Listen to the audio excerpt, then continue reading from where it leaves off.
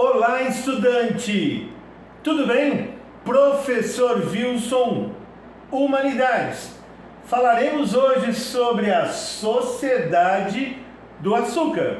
Mas primeiro, roda a vinheta!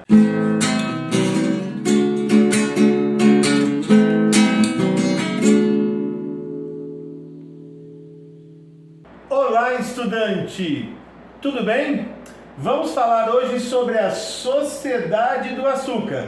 Vejam só, 1531, ou seja, começo do século XVI.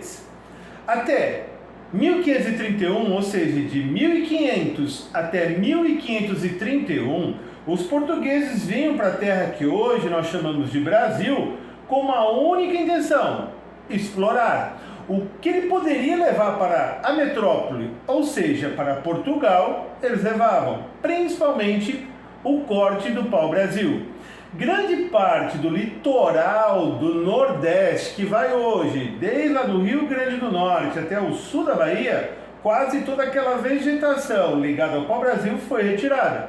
E por consequência disso, isso foi algo bem interessante economicamente para Portugal. Para o Brasil nos dias de hoje, é óbvio, parte da Mata Atlântica teve uma diminuição significativa devido ao processo de desmatamento, que vai ser intensificado com a Sociedade do Açúcar.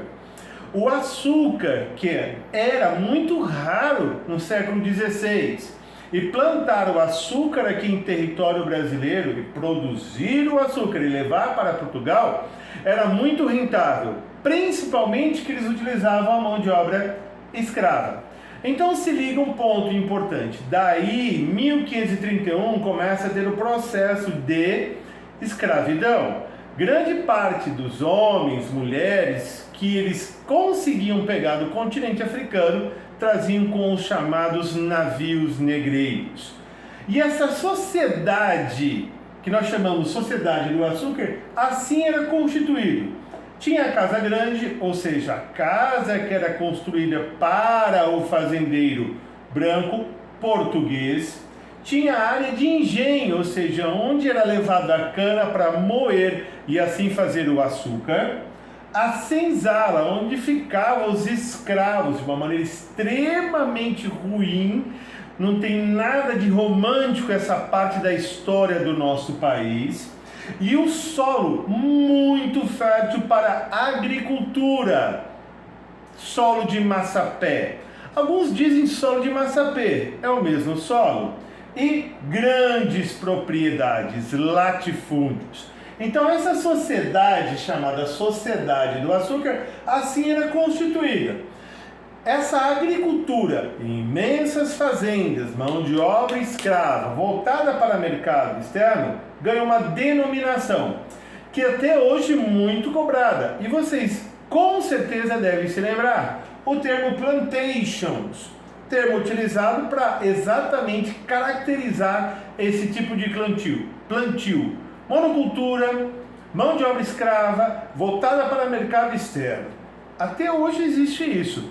Vários países do mundo, principalmente com economias ligadas à agricultura, utilizam o plantation como fonte de renda. Tem seus pontos negativos, de verdade, muitos pontos negativos. A monocultura sempre diminui a qualidade da terra. Grande parte da área que deveria ser plantado a agricultura de subsistência ou para segurança alimentar é plantada essas monoculturas. Então você intensifica a quantidade de famintos devido a essa prática agrícola. E aí você tem um ponto interessante a ser destacado nesse momento histórico: as chamadas drogas do sertão. Alguns podem remeter a alguns tipos de substância não permitidas, mas não estou falando desse tipo de drogas. Estou falando sobre o extrativismo que predominantemente encontrava-se na região do Piauí, do Maranhão, do Ceará. Pimenta, cacau, urucum e guaraná. Então nesse exato momento onde grande parte da sua economia portuguesa estava com seus engenhos, a sua casa grande, seus escravos produzindo açúcar para levar para Portugal, uma outra parte do nosso país se desenvolvia, as chamadas drogas do sertão. Grande parte das cidades, vilarejos se formam nesses 3 estados que eu acabei de citar, exatamente pelo extrativismo, como existe até hoje o extrativismo do Babaçu e da Carnaúba, exatamente naquele trecho entre Maranhão e Piauí, também chamamos da região de Meio Norte. Hoje o professor Wilson Humanidades retratou a sociedade do açúcar, escravidão, senhores de engenho, produção de açúcar e o solo de Massapé, seus pontos positivos e seus pontos negativos. Até a próxima, estudante!